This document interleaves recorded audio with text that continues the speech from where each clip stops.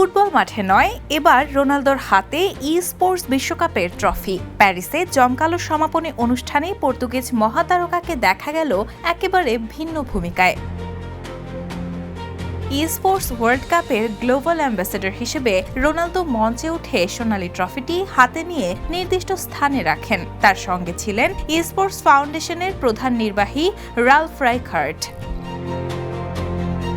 এবারের আসরটি ছিল বেশ বড় পরিসরের। প্রায় 7 সপ্তাহ ধরে চলা প্রতিযোগিতায় 24টি গেমের 25টি টুর্নামেন্টে অংশ নেন 2000-এর বেশি পেশাদার গেমার। আর পুরস্কারের অর্থমূল্য ছিল রেকর্ড $7,50,00,000।